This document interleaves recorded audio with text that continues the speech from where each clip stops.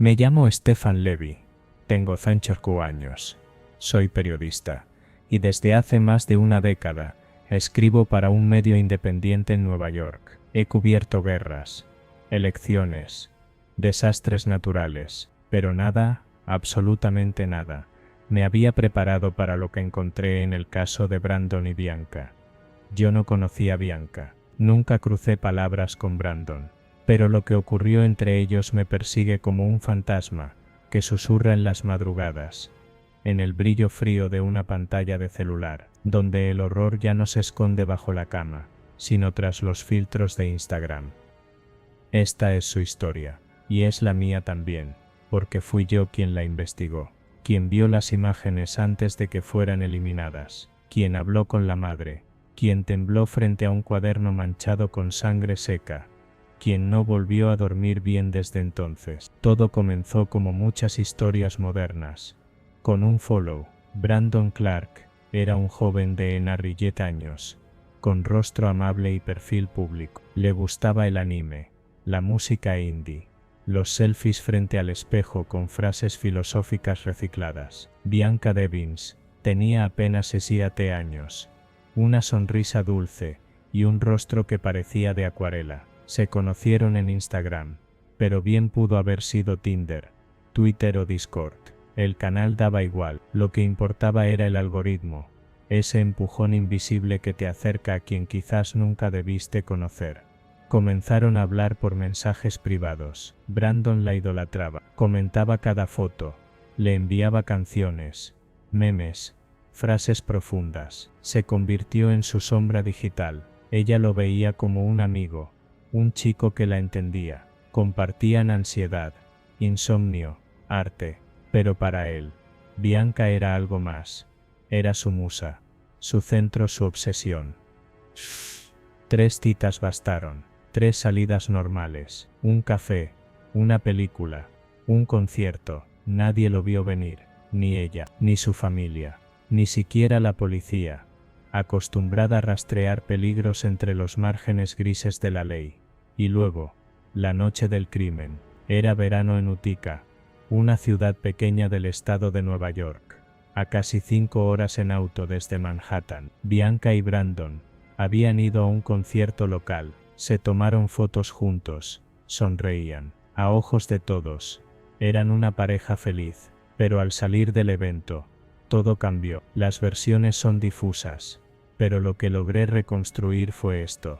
Brandon estaba convencido de que Bianca lo engañaba. Había visto mensajes de otro chico en su celular. Estalló. En el auto comenzaron a discutir. Bianca le pidió que la llevara a casa. Él se negó.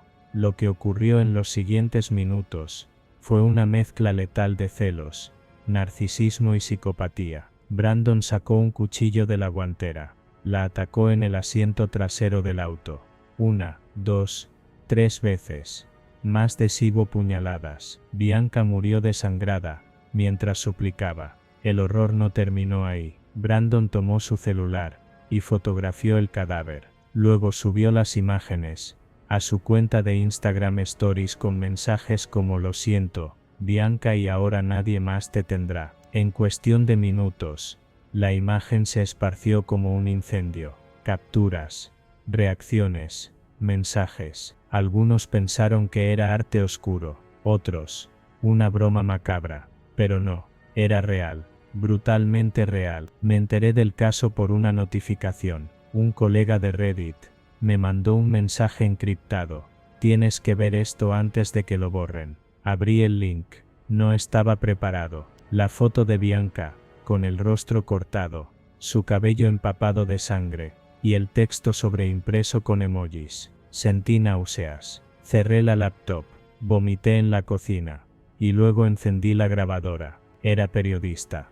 Maldita sea. Tenía que entender cómo alguien se convierte en un asesino con wifi, cómo un corazón se pudre con tantos likes. Conseguí el número de Kim Devins, la madre de Bianca. No pensé que me contestaría, pero lo hizo. Su voz sonaba hueca, como si hablara desde otro plano. Le pedí permiso para contar la historia, sin sensacionalismo, solo la verdad.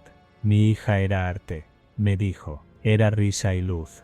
y un montón de inseguridades que disimulaba con maquillaje y memes. Nunca supo que él era un monstruo. Me mostró la última foto que Bianca le había enviado, un selfie sonriente, con el texto, "Ya voy para casa, mami". Esa imagen fue enviada solo pocos minutos antes de ser asesinada. No pude mirarla más de 3 segundos. Brandon no huyó. Después de matar a Bianca, condujo hacia un puente. En su cuenta de Discord, escribió: "Me voy a matar, adiós". Luego se apuñaló en el cuello. Fue hallado aún con vida, sangrando junto al cadáver de Bianca. Fue trasladado al hospital, salvado. A ironías crueles del destino, a la víctima no pudieron devolverle la vida. Al verdugo, sí. El juicio fue mediático. Yo estuve allí.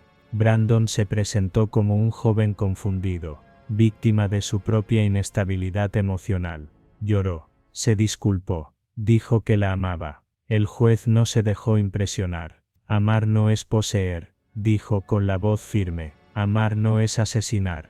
Brandon fue condenado a 9 años, a cadena perpetua, sin posibilidad de reducción. En la sala, la madre de Bianca rompió en llanto. Afuera, cientos de jóvenes sostenían carteles con su rostro.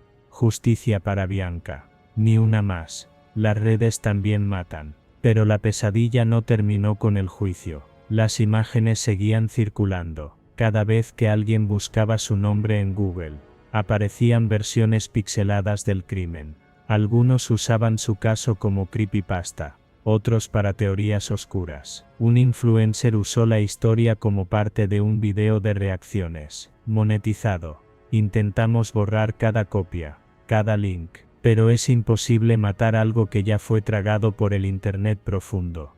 Kim Devins recibió mensajes de trolls que le enviaban la foto de su hija con emojis de risa. ¿Puedes imaginar eso? Ser una madre en duelo y abrir tu correo solo para ver el cadáver de tu hija una y otra vez. He contado muchas historias, pero esta fue la que me rompió. No solo por la brutalidad del crimen, sino por el ecosistema que lo hizo posible. La validación constante, el culto al ego. La falsa intimidad en un mundo de filtros. Brandon no era un demonio salido de una película. Era un joven como tantos. Silencioso, narcisista, con acceso a una pantalla, y sin barreras mentales.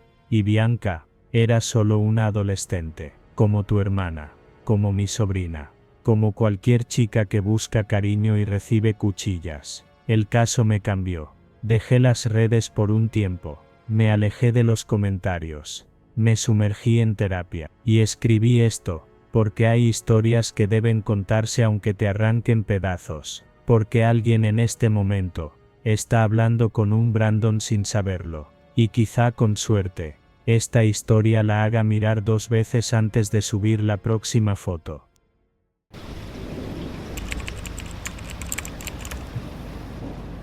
Nunca supe cómo llegué a aceptar la invitación de Pedro Ramón. Nos conocimos en una de esas fiestas donde las conversaciones no significan mucho y los encuentros son tan efímeros como las bebidas en la mano. Desde el principio me llamó la atención. Pedro tenía una presencia intrigante. No era el tipo de hombre que destacaría por su apariencia, pero había algo en su mirada, algo en su voz profunda y calmada que me atraía. Sin embargo, había una cosa que sabía muy bien. Él no compartía mis ideales. Yo era vegana, una defensora a ultranza del respeto por los animales, algo que siempre mencionaba en cuanto alguien trataba de debatir conmigo. Pedro, por otro lado, parecía ser lo opuesto. Se jactaba de su amor por la carne, de sus cortes preferidos, de cómo la sangre era esencial para la vida. Al principio, pensaba que nuestras diferencias podían ser ignoradas. Pensaba que podríamos llevar una relación basada en el respeto mutuo. Hasta que un día, Pedro me sorprendió con una cita peculiar. Tengo algo planeado para nosotros este fin de semana, me dijo un viernes por la tarde, después de nuestra charla casual sobre cenas y restaurantes. Su voz sonaba entusiasta, pero algo en su tono me hizo dudar. ¿A dónde vamos?, pregunté, sintiendo esa chispa de curiosidad, pero también de inquietud. Es un lugar especial, respondió, con una sonrisa que no me convenció del todo. Su mirada brillaba con una intensidad que me pareció extraña, pero no le presté demasiada atención. Tal vez era solo mi paranoia. Al final, accedí. No quería ser grosera, y en mi mente me repetía que todo estaría bien, que al fin y al cabo, él estaba siendo amable, ¿verdad? ¿Qué podría salir mal? El día llegó, y Pedro me pasó a recoger. La idea era ir a un lugar secreto, un sitio que él había descubierto en uno de sus viajes. Cuando subí al coche, me di cuenta de que no tenía ni idea de dónde íbamos, pero decidí confiar. La carretera se volvía más y más desolada a medida que avanzábamos. El paisaje era una vasta extensión de campos áridos y terrenos baldíos, como si nos estuviéramos alejando de la ciudad y de todo lo que conocía. Un sentimiento de incomodidad comenzó a instalarse en mi pecho, pero lo aparté. «Estamos cerca», dijo Pedro, con una sonrisa que me parecía cada vez más inquietante. De repente, llegamos a un sitio apartado. Un gran cartel oxidado colgaba de la entrada: Matadero Las Heras. Mi estómago dio un vuelco. Miré a Pedro, buscando alguna señal de que estaba bromeando, pero su rostro seguía tan serio como siempre. «¿Qué es esto?», le pregunté, mi voz un poco temblorosa, aunque trataba de ocultarlo. «Te va a gustar», respondió él, aparentemente disfrutando de mi desconcierto. «Quiero que veas la verdadera cara de la vida, Amelia, la realidad detrás de todo esto que defiendes». Mi corazón dio un brinco. Había algo en sus palabras que me hizo sentir una ola de incomodidad. ¿Por qué me estaba llevando allí? Sabía perfectamente que yo era vegana, que mi lucha por los derechos de los animales era parte de quién era. ¿Por qué llevarme a un matadero? «Pedro, no me parece una buena idea», dije tratando de mantener la calma, pero él no me respondió. Se bajó del coche sin decir palabra, y me quedé allí sentada, mirando la gran instalación del matadero. Los chillidos lejanos de los animales alcanzaban mis oídos, un sonido que me heló la sangre. No podía moverme. Finalmente, Pedro volvió a mi lado y abrió la puerta del coche con una sonrisa. Me tendió la mano. «Vamos, Amelia. Tienes que verlo para entenderlo. No quieres saber de verdad de qué estamos hablando cuando hablamos de la carne. Es hora de que veas la verdad». Mi estómago se revolvió con más fuerza. Algo dentro de mí me decía que todo esto era una trampa, que Pedro no lo hacía por alguna especie de lección genuina. Pero me sentí atrapada. ¿Cómo podía dejarlo plantado en ese momento, después de todo lo que había dicho sobre lo importante que era conocer las raíces de la vida? ¿Qué pensaría si me negara? Tomé su mano, me levanté del coche y caminamos juntos hacia el interior del matadero. El olor era insoportable. Aquel aire denso y pesado se impregnaba en mis pulmones con cada respiración. Era un aire sucio, un aire que llevaba el hedor de la muerte y el sacrificio. A medida que nos acercábamos al área de trabajo, los gritos de los animales se hicieron más intensos. Miré alrededor, buscando una salida, pero no había forma de escapar. Las paredes de metal brillaban de forma antinatural bajo las luces frías, y el suelo estaba cubierto por charcos de sangre fresca. Era el tipo de lugar que no pertenece al mundo de los vivos, el tipo de lugar donde el horror se esconde a plena vista. «¿Te das cuenta ahora?», dijo Pedro, su tono de voz tan calmado, que me hizo sentir como si estuviera hablando de cualquier cosa mundana. «Todo lo que comes, todo lo que defiendes, viene de aquí. Aquí es donde nace tu realidad. Los animales no tienen derechos, Amelia.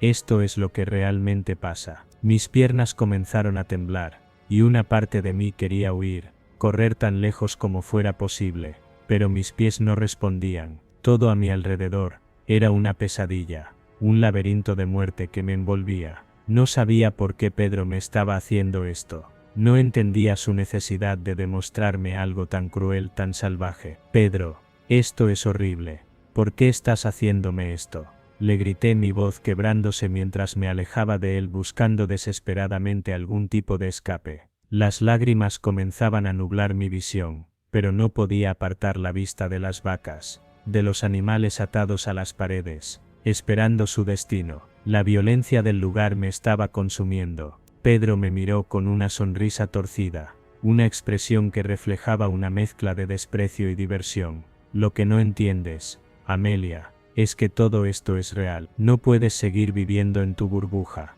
Esto es lo que pasa. No te atreves a enfrentarlo. Su tono ahora estaba cargado de sarcasmo. Parecía disfrutar de mi angustia. La traición que sentí fue tan profunda que me costó respirar. Pedro no me había llevado allí para enseñarme la verdad. Me había engañado. Había manipulado mi confianza para llevarme a un lugar donde sabía que iba a sentir horror. No era un acto de amor. Era una lección cruel. Una lección que quería darme de la forma más humillante posible. No tienes ni idea de lo que estás haciendo, le respondí, entre sollozos. No podía creer que el hombre con el que había compartido momentos tan bonitos, que me había dicho que me entendía, estuviera dispuesto a torturarme de esta forma solo para demostrarme algo. Pedro me miró como si yo fuera una niña. Su expresión se oscureció, y su sonrisa se desvaneció. No te hagas la víctima, Amelia. Esta es la realidad. Deberías estar agradecida de que te esté abriendo los ojos. Tal vez un poco de carne en tu dieta te ayudaría a ser menos dramática. Mi corazón se detuvo en ese instante.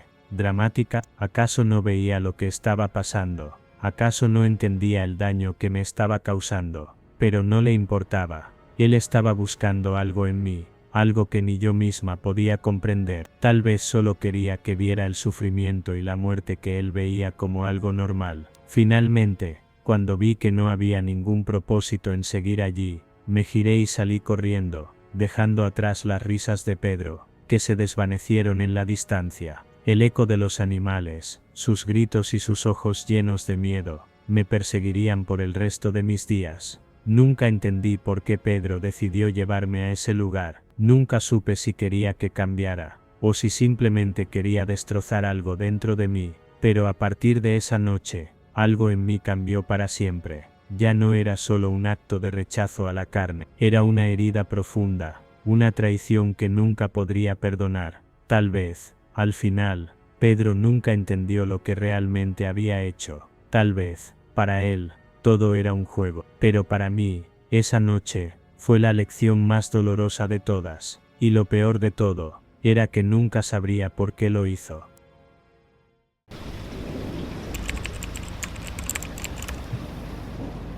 Recuerdo aquella tarde como si fuera ayer, aunque han pasado 12 años desde entonces.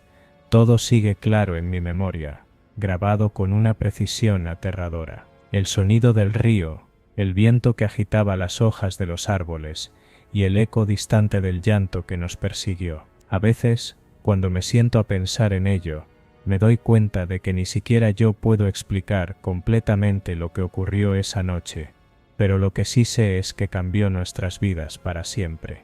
Mi nombre es Tomás, pero me llaman Tommy.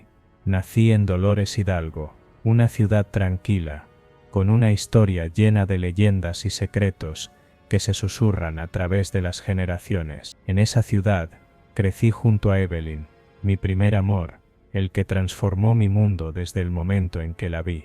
Teníamos 7 años en aquel entonces, el mundo entero parecía estar a nuestros pies, y el amor que sentíamos el uno por el otro era algo tan puro y fuerte, que no había nada que pudiera separarnos, o eso pensábamos. Nuestra relación había sido siempre un secreto. Las familias de ambos eran muy tradicionales, y el solo hecho de que estuviéramos juntos era visto con malos ojos. Evelyn venía de una familia estricta, que se regía por normas muy conservadoras, y los míos no eran muy diferentes. Cada vez que nos veíamos, era a escondidas, con la esperanza de que nadie nos descubriera. Pero a veces, el amor joven no puede ser contenido, y aquella tarde, decidimos que era el momento de hacer algo especial, algo que no nos habían permitido.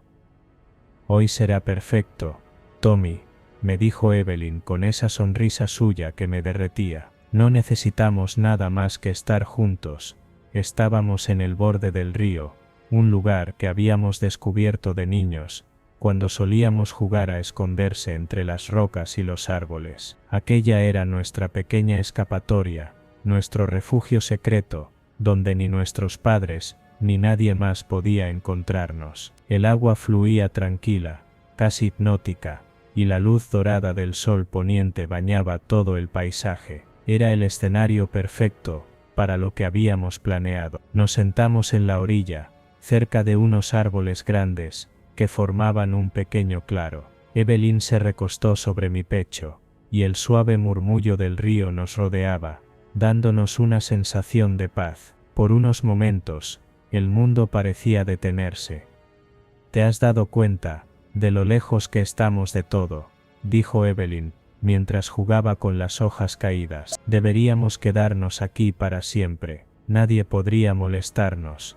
Yo asentí, mirándola. No importaba lo que pensaran nuestros padres, o lo que dijeran de nosotros. Lo único que importaba era el amor que compartíamos. De pronto, su expresión cambió, y algo en sus ojos me hizo sentir un escalofrío. «Tommy, ¿sientes eso?», preguntó, mirando hacia el bosque con inquietud. No entendía a qué se refería. El aire era fresco, pero no frío. El río seguía su curso como siempre. Todo parecía normal. Pero algo en la voz de Evelyn me hizo sentir que no estaba tan tranquilo como parecía. «¿Qué pasa?», le pregunté. «Es solo una sensación rara», respondió ella, sin dejar de mirar hacia el bosque. «Siento que algo nos está observando». Intenté restarle importancia. La oscuridad del bosque no era más que eso, un bosque. Pero cuando miré hacia el lugar donde Evelyn había puesto su atención, vi algo que no pude comprender. Una sombra que parecía moverse entre los árboles. Algo que no encajaba. Era como si alguien estuviera allí, esperando. Traté de ignorarlo, pero el aire comenzó a cambiar. Se volvió más pesado, y el río, que antes se escuchaba nítidamente, empezó a sonar cada vez más apagado, como si algo lo estuviera ahogando. Entonces lo escuchamos, un llanto lejano, casi un susurro, que comenzó a mezclarse con el viento. Era un llanto femenino, profundo, lleno de dolor. Al principio pensé que era el eco de algún animal, pero el sonido no cesaba, crecía, se alzaba en la distancia, y aunque tratamos de hacerle caso omiso, algo en el aire nos decía que no era algo natural. «Tommy, no me gusta esto», dijo Evelyn, levantándose rápidamente, su rostro pálido. El llanto se hacía cada vez más cercano, y el aire frío parecía envolvernos. Antes de que pudiera decir algo, un grito desgarrador atravesó el aire, un grito tan fuerte y tan lleno de desesperación, que me hizo temblar. No era un sonido humano, no era algo que pudiéramos explicar. Un terror profundo comenzó a apoderarse de mí. Evelyn me miró con los ojos llenos de pavor. «Corre», gritó, tomándome de la mano y tirándome hacia el bosque. No necesitábamos palabras, ambos sabíamos lo que estaba pasando. La leyenda que todos en Dolores Hidalgo conocíamos pero nunca queríamos creer. La Llorona. Corrimos entre los árboles, tropezando, chocando con las ramas y las raíces que se interponían en nuestro camino. Pero el llanto, el lamento no nos dejaba escapar. Era como si esa mujer, esa figura espectral, nos estuviera persiguiendo, sus lamentos alcanzándonos cada vez más. A medida que nos adentrábamos en el bosque, las sombras parecían alargarse, y la figura de una mujer vestida de blanco apareció ante nosotros, flotando entre los árboles. Su rostro, cubierto por el pelo mojado y desordenado, reflejaba un sufrimiento que jamás podríamos haber imaginado. «No mires atrás», grité, pero Evelyn ya lo había hecho. Sus ojos se llenaron de terror al ver la figura que se acercaba hacia nosotros. La mujer no caminaba, flotaba, deslizándose sobre el suelo. Su rostro estaba demacrado, sus ojos vacíos de vida, y sus lágrimas caían de una forma espantosa. Sus brazos se extendieron hacia nosotros, y su voz, quebrada y llena de angustia, gritaba nuestro nombre, llamándonos con un eco infernal. Corrimos más rápido, con el corazón latiendo en nuestra garganta, pero las raíces del bosque nos atrapaban, nos hacían caer. Evelyn tropezó y cayó al suelo. Antes de que pudiera ayudarla, la figura de la Llorona estuvo encima de ella. Su mano se alzó, y un grito ensordecedor rompió el silencio del bosque. Tomé a Evelyn de la mano, y la arrastré hacia adelante, No sabíamos a dónde, pero teníamos que seguir corriendo. El aire parecía volverse más denso, como si algo invisible nos estuviera sujetando. El llanto de la Llorona se desvaneció de repente, y un silencio aterrador envolvió el lugar, pero sabíamos que no estábamos a salvo. Cuando finalmente llegamos a la carretera, el río y el bosque quedaron atrás, pero el eco de ese llanto no nos dejó. Nos desplomamos en el suelo, agotados y aterrados, sin poder hablar, sin poder creer lo que habíamos vivido. Las luces de algunos autos pasaron cerca de nosotros, pero nadie se detuvo.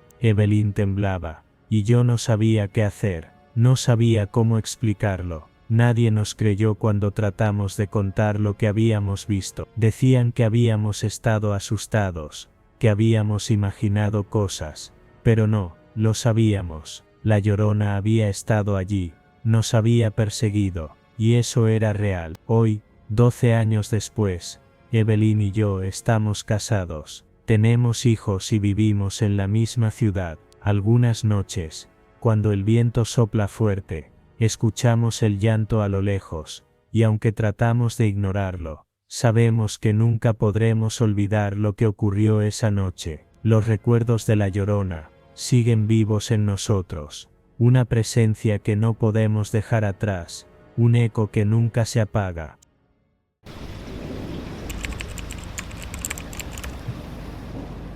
Era una noche perfecta para una cita romántica.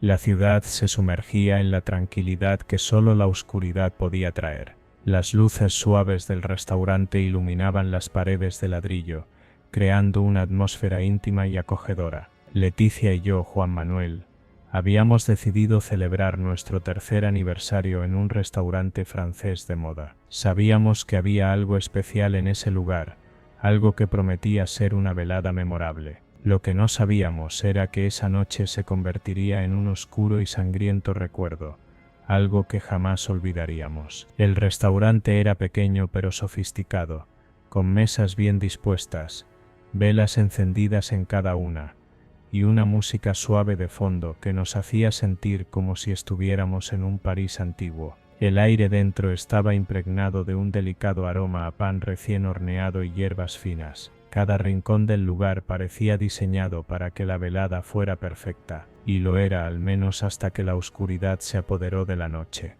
Leticia estaba radiante, como siempre. Su vestido rojo resaltaba bajo la luz cálida del restaurante, y su risa era lo único que podía escuchar. Llevábamos 3 años juntos, pero cada vez que la veía mi corazón seguía latiendo como el primer día. Sus ojos brillaban con una felicidad genuina, y a pesar de todo lo que habíamos pasado juntos, ese momento, ese pequeño espacio de tiempo parecía ser lo único que importaba. Este lugar es increíble, Juan Manuel, dijo Leticia mientras tomaba su copa de vino, sonriendo con suavidad. Yo también estaba encantado con el lugar, pero lo que más me importaba era tenerla a su lado. Mi mano la alcanzó sobre la mesa, y ella entrelazó sus dedos con los míos, un gesto que siempre me hacía sentir en casa. Nada es demasiado para ti, respondí riendo mientras la miraba a los ojos.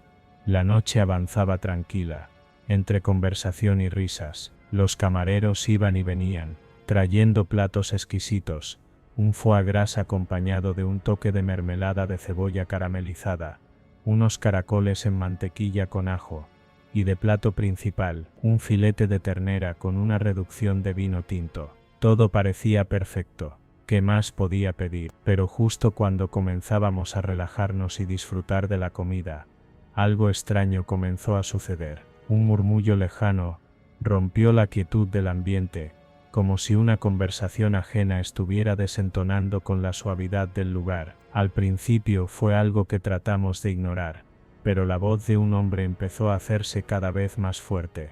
¿Escuchas eso?, preguntó Leticia mirando alrededor. Miré hacia la mesa a mi izquierda. Un hombre visiblemente borracho, de unos 6 años, estaba hablando en voz alta, completamente desconectado de lo que sucedía a su alrededor. Estaba solo, aparentemente sin compañía, y su rostro rojo de borrachera brillaba bajo la tenue luz. No era un tipo especialmente ruidoso, pero la forma en que hablaba, como si cada palabra fuera un grito, molestaba la paz de la noche. «¿Qué les pasa a estos borrachos?», dijo Leticia, ahora claramente incómoda.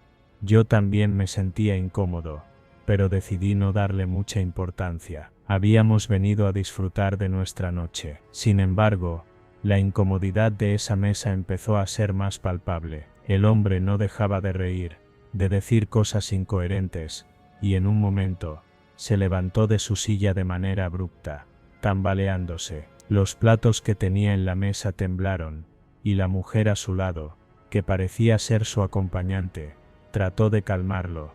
«Por favor, siéntate», le pidió ella, tratando de tomarlo por el brazo. Pero él, en lugar de tranquilizarse, la apartó bruscamente. Entonces vi cómo su mirada se oscureció. La incomodidad se convirtió en tensión. El ambiente que antes era suave y encantador, se volvió pesado, como si el aire mismo se hubiera cargado de algo oscuro. El hombre comenzó a caminar erráticamente, chocando con las mesas de otros comensales, pero sus ojos nunca dejaban de mirar hacia la nada, con una expresión que denotaba ira contenida. «Vamos, no quiero hacer un escándalo aquí», le susurré a Leticia, tratando de calmarla, pero antes de que pudiera terminar de hablar, un hombre más entró en el restaurante.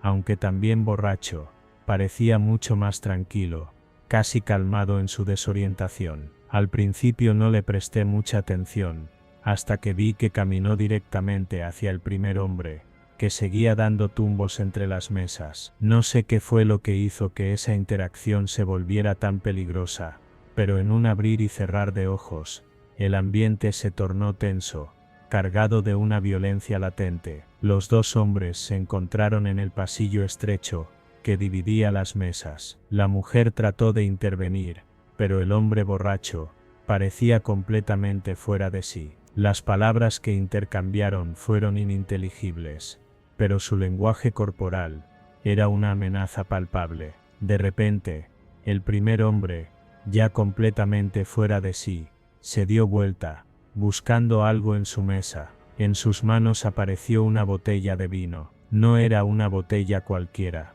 sino una de las grandes, de cristal grueso. Sin decir una palabra, la partió contra la pared. El sonido del cristal rompiéndose resonó en el restaurante, y antes de que cualquiera pudiera reaccionar, levantó el trozo de vidrio afilado y se lanzó contra el otro hombre. El impacto fue tan rápido que todos estábamos paralizados. El vidrio cortó la garganta del segundo hombre de manera brutal. Un chorro de sangre brotó instantáneamente, salpicando la mesa y las sillas cercanas. La escena fue tan espantosa que todo lo demás desapareció. El tiempo pareció detenerse.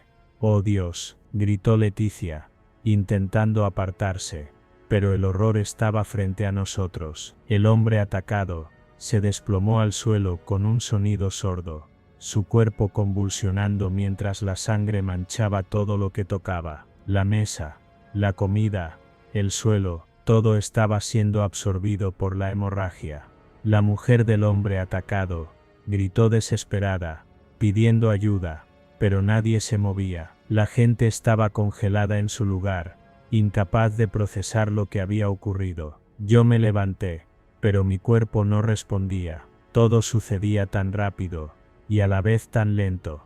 Dios mío, Leticia estaba pálida, y sus manos temblaban. No podía apartar la vista del cadáver en el suelo, ni de la sangre que salpicaba por todas partes. El hombre que había cometido el asesinato no parecía sentir remordimiento, simplemente observó el cuerpo del otro, con una calma aterradora, como si estuviera evaluando su obra. Con un movimiento lento y casi ensayado, dejó caer la botella rota, y se dio vuelta. Ni siquiera miró a la gente aterrorizada. Caminó tranquilamente hacia la salida, como si nada hubiera pasado. El restaurante quedó en un absoluto silencio, solo interrumpido por los sollozos y los gritos de la mujer del hombre muerto. Nadie se atrevió a moverse. Nadie sabía qué hacer. Yo estaba paralizado, incapaz de procesar lo que había ocurrido.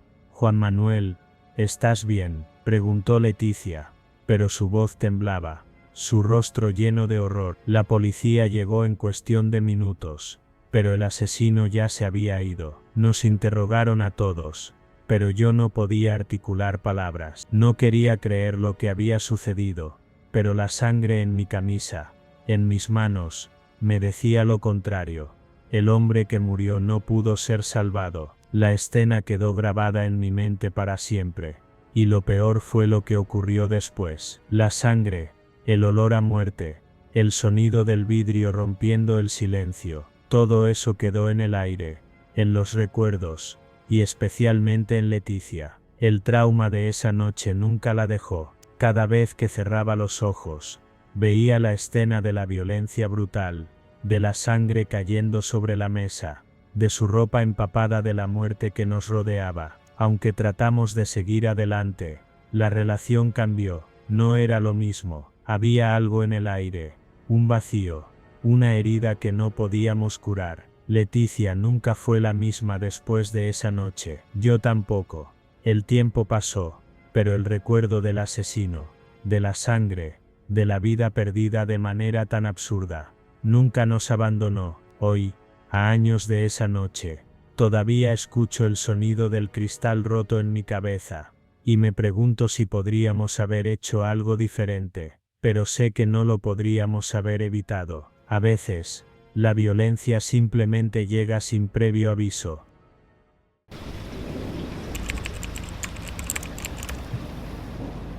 La vida de un cirujano cardiológico no es fácil, sobre todo cuando vives en una ciudad como esta, donde el trabajo nunca termina. Cada jornada parecía más larga que la anterior, y las noches se desvanecían en un sinfín de emergencias y pacientes. Recuerdo que ya no sabía cómo era la sensación de estar completamente descansado. El cansancio se había vuelto parte de mi ser, y la sensación de agotamiento constante se había infiltrado en mis pensamientos más profundos. Pero entonces llegó ella, Ambar. Había trabajado con ella en algunas ocasiones, y aunque siempre me había impresionado su profesionalismo y su destreza en la sala de operaciones, había algo más que me atraía. Su inteligencia, su calma en medio del caos, su elegancia sin esfuerzo, todo en ella me parecía fascinante. Nunca me atreví a dar el paso, siempre atrapado en la vorágine de trabajo, pero un día, después de una consulta particularmente agotadora, Ambar me sorprendió. «Tomás, ¿te gustaría salir a cenar?», me dijo con una sonrisa amable que, por un segundo, me hizo olvidar que tenía una pila de casos pendientes en mi escritorio. En ese momento, miré mis manos, roídas por la fatiga, y supe que necesitaba un descanso. Aunque fuera breve, acepté. Sin embargo, las circunstancias eran las que eran. Ambos estábamos atrapados en una rutina de locura.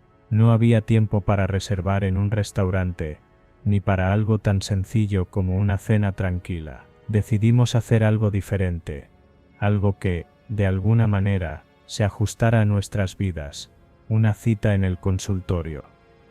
Al final, lo que ambos necesitábamos era desconectar un poco de la rutina diaria, y así fue como planeamos encontrarnos esa noche, en el vacío y vasto espacio de la clínica, donde rara vez se veía a alguien después de horas. La cita, sin embargo, no comenzó como esperaba. Era tarde cuando llegué. La clínica estaba extrañamente silenciosa. A medida que cruzaba el pasillo hacia mi consultorio, la sensación de soledad me envolvía. El sonido de mis pasos se hacía eco en los pasillos vacíos. Al llegar a la sala de operaciones, noté que la luz en el quirófano parpadeaba erráticamente. Pensé que probablemente se debía a un fallo en el sistema eléctrico, pero algo en mi estómago me decía que no era solo eso. Ambar ya estaba allí, esperándome, con una copa de vino en la mano. Sus ojos brillaban bajo la luz tenue del consultorio, y aunque intenté disimularlo, sentí un golpe de emoción al verla. El cansancio parecía desvanecerse, al menos por un momento. «¿Por qué aquí?», le pregunté, medio en broma, mientras me dejaba caer en la silla frente a ella. Porque este es el único lugar donde los dos podemos estar tranquilos, ¿no?, respondió con una risa suave. La conversación fluía con naturalidad, como si el tiempo y la presión del trabajo no existieran por unos minutos. Nos sentamos a cenar algo ligero que habíamos preparado juntos.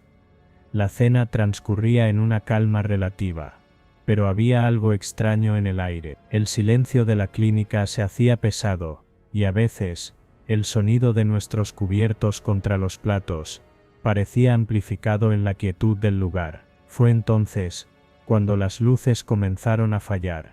Primero, parpadearon unas pocas veces, y luego se apagaron por completo. Un escalofrío recorrió mi espalda. Debe ser un problema con el generador, dije, aunque mi voz sonó más nerviosa de lo que esperaba. Ámbar se levantó para ir hacia el interruptor. Pero antes de que pudiera llegar, la luz volvió a encenderse, pero de una manera extraña. La iluminación no era constante, sino que titilaba con una frecuencia irregular. Parecía como si algo estuviera manipulando la electricidad, como si no estuviera realmente apagada, sino luchando por mantenerse encendida. Fue entonces cuando oímos el primer llanto, un sonido bajo y distante, como un susurro de dolor, que provenía del quirófano. Me detuve, congelado, mirando a Ámbar, quien también se había puesto rígida al escuchar ese susurro.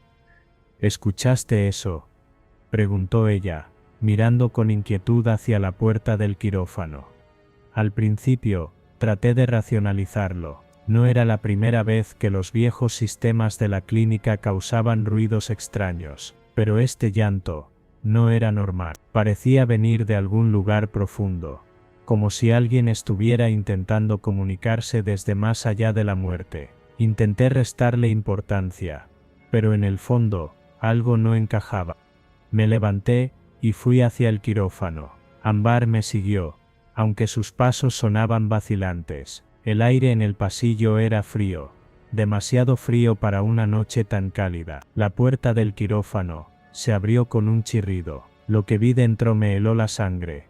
La mesa de operaciones estaba vacía, pero el ambiente se sentía extraño, pesado. La luz seguía parpadeando, y el llanto, ahora más claro, provenía de algún rincón oscuro del quirófano.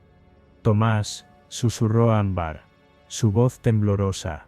«¿Quién está allí?». Mi mente trató de ordenar las piezas, pero algo no estaba bien. La joven paciente, la que había operado semanas atrás, una chica de yugo años que había llegado con una rara complicación cardíaca. Ella había fallecido en esa misma sala. Había luchado por su vida, pero no pudimos salvarla. La cirugía había sido un desastre, y su muerte fue un golpe que aún no había procesado completamente. Recuerdo sus ojos, sus lágrimas antes de que la anestesia la dejara en silencio. Nunca pude dejar de sentir que había algo que no había hecho bien, como si su espíritu estuviera atrapado entre este mundo y el siguiente. El llanto se intensificó, y antes de que pudiera dar un paso más, la puerta del quirófano se cerró de golpe. La oscuridad nos envolvió.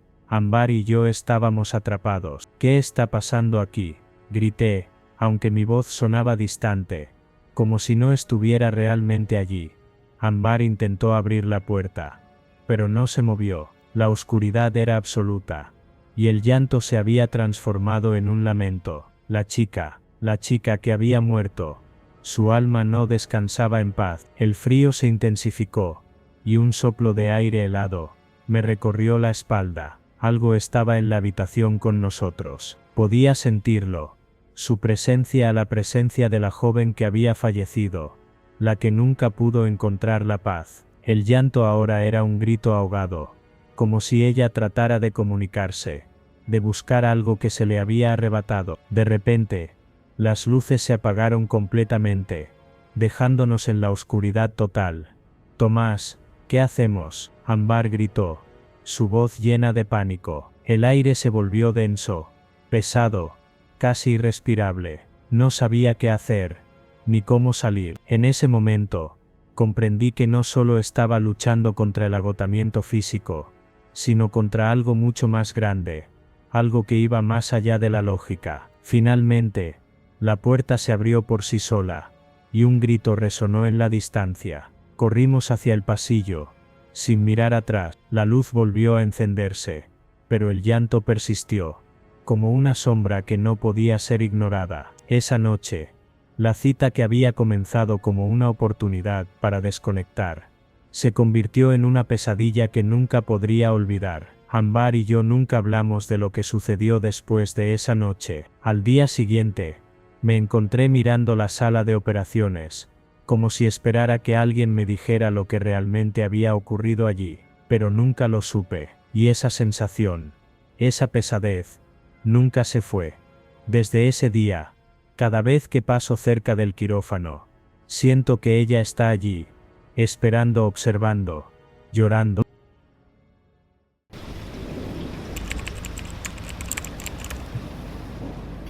Mi vida era un ciclo. Me levantaba por la mañana a las 6, tomaba el mismo autobús todos los días y regresaba a casa a las 6 p.m.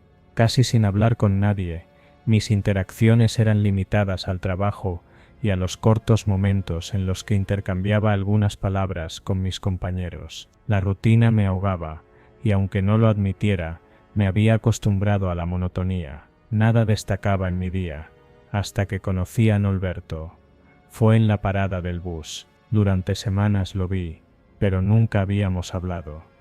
Él estaba allí, de pie, leyendo o simplemente mirando al horizonte, pero siempre tan distante.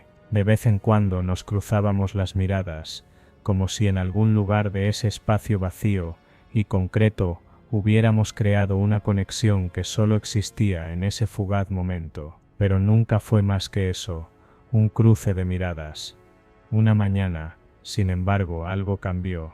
Era un día gris, el cielo cubierto por nubes que anunciaban lluvia, pero el clima no me molestaba. Al final, no me importaba mucho el clima, pues mi mente estaba en otro lado. En el instante en que el autobús llegó, él me habló. Fue una de esas cosas que parecen pequeñas, pero que marcan el principio de algo que no se puede deshacer. ¿Tú tomas este bus todos los días?, preguntó Norberto, con una voz suave, pero firme. Estaba mirando al frente, pero sabía que la pregunta era para mí. Le respondí sin pensarlo mucho. Es la única forma de llegar a mi trabajo. Yo también, respondió con una ligera sonrisa. Nos hemos cruzado varias veces. Nunca hemos hablado, pero me gustaría hacerlo algún día. Me sorprendió su atrevimiento, pero no me molestó. En algún rincón de mi ser, esa simple invitación me emocionó de una manera que no supe explicar. La rutina, la monotonía, todo eso me había aplastado por tanto tiempo que, sin pensarlo mucho, le respondí. Claro, podría ser interesante. Nos intercambiamos números de teléfono. El autobús llegó, y aunque no hablamos más, sentí una extraña sensación al subir. Algo había cambiado. Había algo en Norberto que, aunque no podía identificar, me parecía diferente a los demás. Me sentía rara, como si un destino invisible estuviera escribiendo algo en ese momento. Durante los días siguientes, hablamos por teléfono. Al principio de manera casual, sobre el tiempo, sobre el tráfico, pero con el paso de los días, nuestras conversaciones se hicieron más profundas. Norberto tenía esa cualidad de escuchar sin interrumpir, de dejar que las palabras fluyeran como si no tuviera prisa, como si todo en su vida girara en torno a ese instante. Me sentí atraída por él, pero no solo físicamente. Había algo más, algo misterioso y silencioso que no podía identificar. Cada día me sentía más intrigada por él, y las conversaciones se volvieron más personales. Comenzamos a hablar de nuestros pasados, nuestras frustraciones, nuestros miedos. Aunque nunca lo había admitido, la idea de escapar de la rutina, de hacer algo diferente, comenzaba a llenar mi mente. Un día, Norberto me sugirió una cita, un lugar tranquilo, apartado de la ciudad, un lago donde podríamos sentarnos a comer algo, disfrutar de la naturaleza, desconectar de todo. La idea me pareció perfecta. Al principio pensé que sería como cualquier otra cita, algo simple, una forma de salir del tedio, pero al mismo tiempo, había algo en su voz que me hizo pensar que algo más estaba ocurriendo, algo que no comprendía del todo. Nos pusimos de acuerdo para el día siguiente. Me dio instrucciones precisas. El lago estaba al sur de la ciudad, cerca de un pequeño bosque, y había bancos y mesas donde podríamos sentarnos. No era un lugar común. No era el tipo de cita en un restaurante, pero eso lo hacía aún más atractivo para mí. Después de todo, estaba buscando algo diferente, algo fuera de lo habitual. El día de la cita, me sentí extraña. No sabía si era emoción o ansiedad, pero había algo en el aire, algo en el lugar donde íbamos a encontrarnos, que no me dejaba tranquila. A pesar de que Norberto había sido amable y cortés desde el principio, no podía dejar de preguntarme qué más había detrás de él, por qué me había invitado a un lugar tan apartado, tan silencioso. ¿Qué quería de mí? Al llegar al lago, la atmósfera era diferente a lo que había imaginado. El lugar era hermoso, sí, pero también inquietante. Había algo en la quietud del agua, en el silencio absoluto que lo rodeaba, que me hacía sentir vulnerable. El lago, rodeado de árboles y arbustos, parecía un espejo oscuro. No me sorprendió ver que había pocos visitantes en ese lugar. El aire fresco y húmedo que soplaba del agua estaba impregnado de una sensación de soledad profunda. Norberto ya estaba allí cuando llegué. Estaba de pie, observando el agua. Su silueta parecía aún más misteriosa de cerca, y cuando me acercó, sus ojos eran tan profundos, que no pude dejar de mirarlos. «Hola, Alcira», dijo con una sonrisa que no pude leer del todo. «Hola, Norberto», respondí, tratando de calmar mis nervios.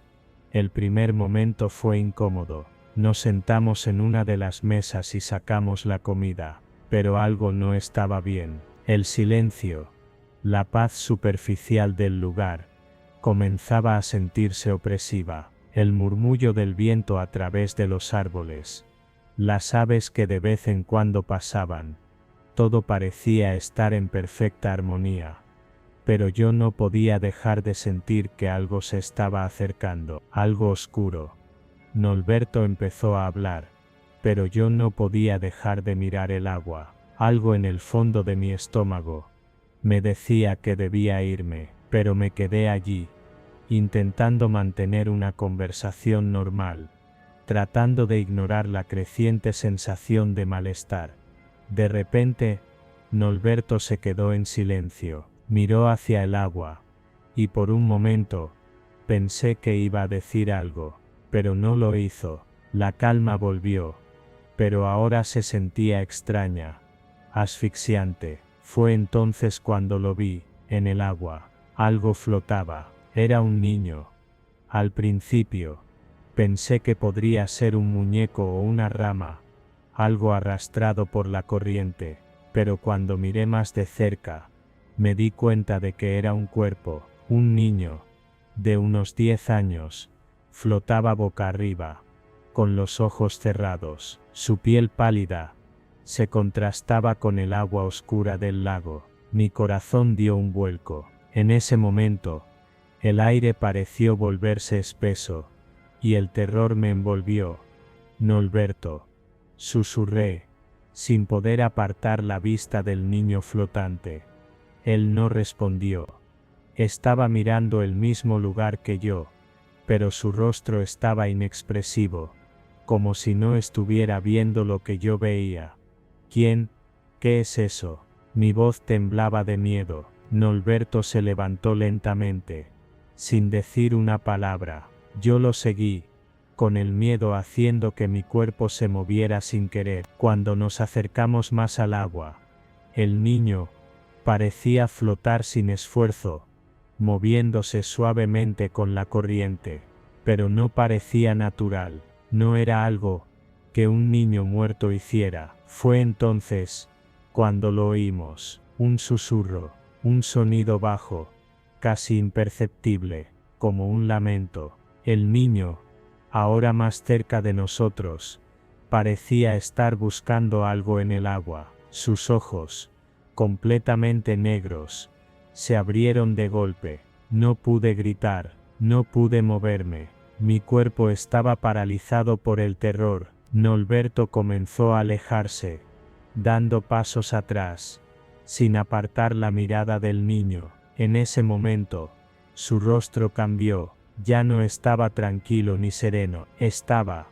extraño, como si algo lo estuviera controlando. Sus ojos, antes oscuros, ahora reflejaban algo que no podía identificar. Era como si el niño estuviera en sus pensamientos, como si estuviera atrapado en una pesadilla compartida.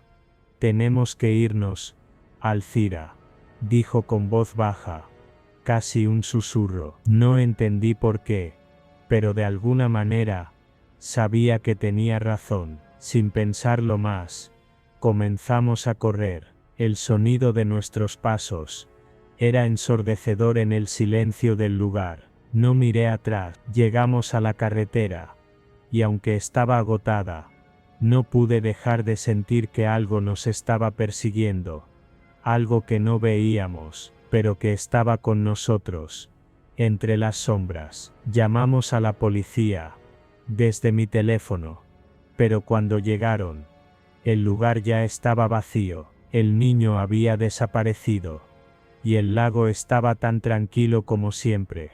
Nadie me creyó, nadie creyó que algo sobrenatural había ocurrido, y Norberto desapareció de mi vida tan rápido como había aparecido.